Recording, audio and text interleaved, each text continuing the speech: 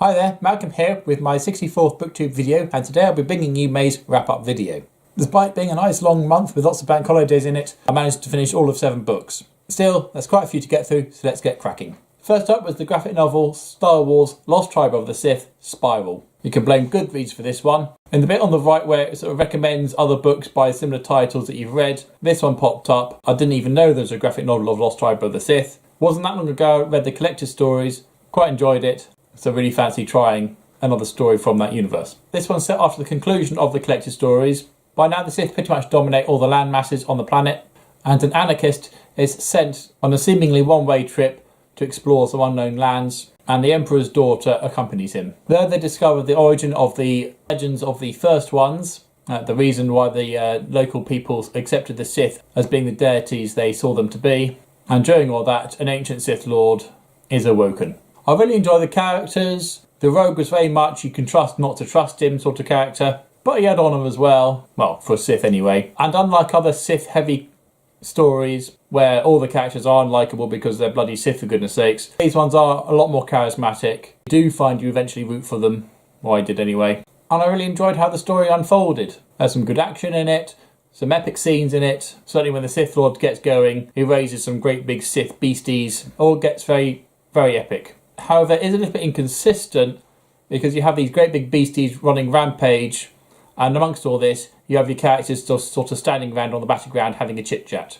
One can say this happens in most battle scenes, whether it's on screen or otherwise. You've got all this killing going on, and you still have your main characters announcing their love for each other, or forgiving each other, or having a wonderful scene in the middle of it, and all the fighting team just seems to completely ignore them. In this case, it's a big rampaging monster just completely ignores them while all this is going on. But apart from that, artwork was fantastic, really enjoyed it, and I would recommend if you ever see a copy, buy it. Next up was the book of the month, and true to form to the year, it's another Alistair Reynolds book. This one is book 2 of the Prefect Dreyfus series, a spin-off to Revelation Space, Elysium Fire. This is based 2 years after the events of Aurora Rising, where the prefects of Planet Plee are faced with 2 simultaneous issues this time. Firstly, there's a chap running around seeding dissent. 8 habitats have already declared independence, and this guy seems hell-bent in creating more. On top of that, apparently random people suddenly find their implants and their heads getting to extreme temperatures, causing deadness. The frequency of deaths happens to continue at an exponential rate, with the potential that if it continues at the going rate, and if it keeps on going unchecked, the whole population of the glitter band will be wiped out within months. I did do another video on this, so I'll leave a link to that below, and go and check that out to see what I thought of this one.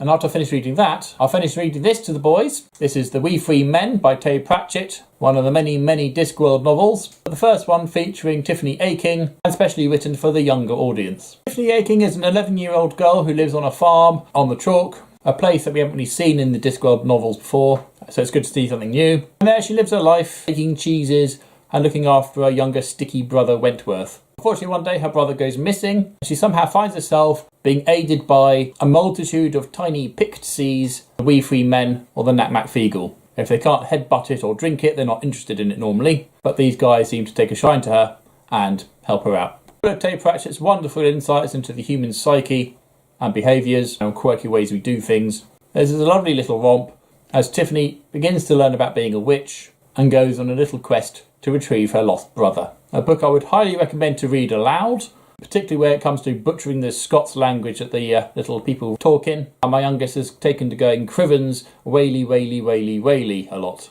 particularly when it's not appropriate. At times the Wee Free Men had the boys rolling around on the floor crying with laughter. Very witty, very funny. Excellent to read to yourself, even better to read it aloud to others. Booktastic. And after that I read another online graphic novel, Star Wars Tales of the Jedi Part 4, Dark Lords of the Sith. This is one of the more significant issues in the sequence, where it follows Jedis Ulic Qel-Droma and Exar Kun as they simultaneously, but for different motivations, seek out the dark side. Exar Kun because he just wants to learn more, and he's extremely arrogant. Ulic Qel-Droma because he wants to infiltrate the Sith menace and destroy it from the inside. Needless to say, it doesn't go well for either of them, and in turn the rest of the galaxy. This one's a much smaller scaled story than most of the other Star Wars stories.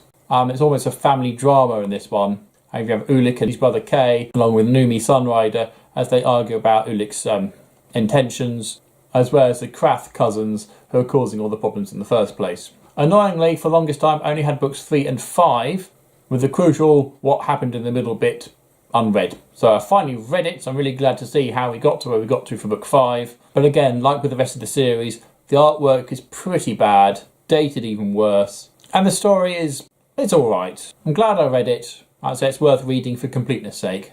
I don't know, if I saw it in a charity shop or something, I would pick it up just to complete my collection, but it's not worth ordering on Amazon or anything.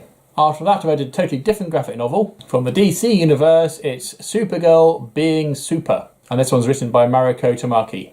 Now, I haven't read much DC or Marvel comics for the big reason that every time I pick something up, I have no idea what's going on. It seems to kick off even when it says Volume 1 on the front cover. You open up the first page, and you have a bunch of heroes you don't know fighting some forces of some sort and having a discussion about something else that happened previously. And you think, great, this is a good start. I have no idea what's going on. Yeah, in some versions, the Hulk's dead, or he's not dead, or he's somebody else, or...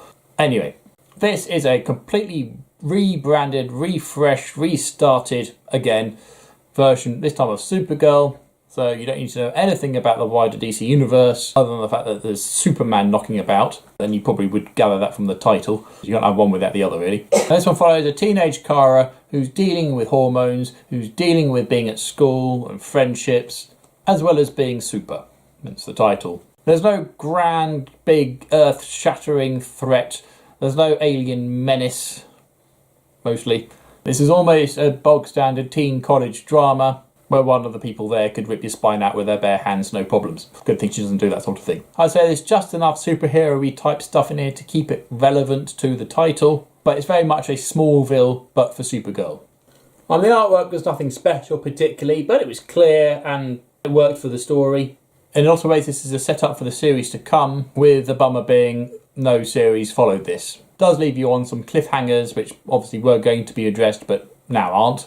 But it's nice picking up a established superhero character and reading it without feeling lost. Worth reading. For one library book to the next, this month's library book was Zombie Apocalypse, created by Stephen Jones and written by multiple authors. I don't need to tell you what the story is about, but this book is different in that it is told through a series of memos, emails, texts, reports, newspaper clippings, diary entries, which have been beautifully stitched together, forming a cohesive sequence of events from the unwise excavation of a church graveyard for development purposes, the protests about that, the discovery that it's unearthed a Black Death plague pit, and then the emergence of people wanting to eat your brains.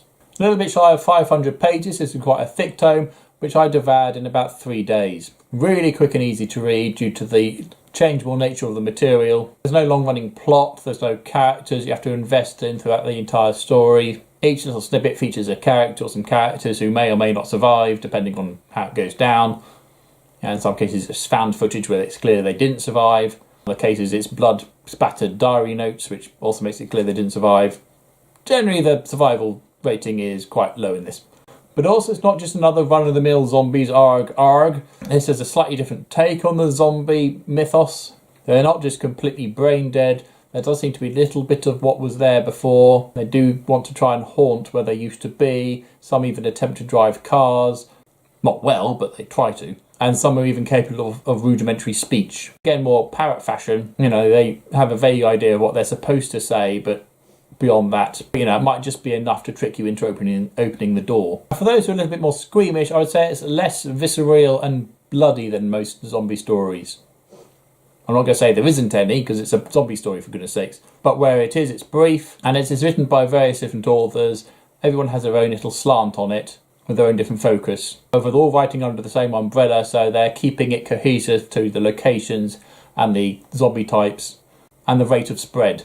It starts in London, works its way around the country, before finding its way to Australia and America, and then going inland from there. This was actually a lot of fun. I will look out for book 2, and it would definitely be worth buying. And finally, I got to finish book 1 of the Rift War saga, Magician by Raymond E. Feist. This claims to be 681 pages long. It is, but the extremely densely packed words by today's publishing standards would make it more like over 1,000 pages if it were to be made today.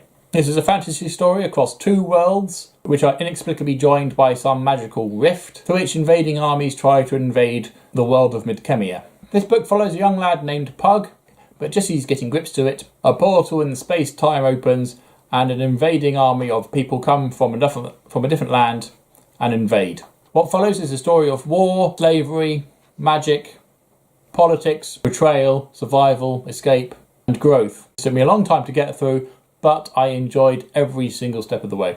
The characters are really likeable, they're really engaging, and the positive camaraderie between the main characters did give me resonance of Redwall, actually. You know, the good guys are definitely the good guys, the bad guys are definitely the bad guys. There's no real grey area.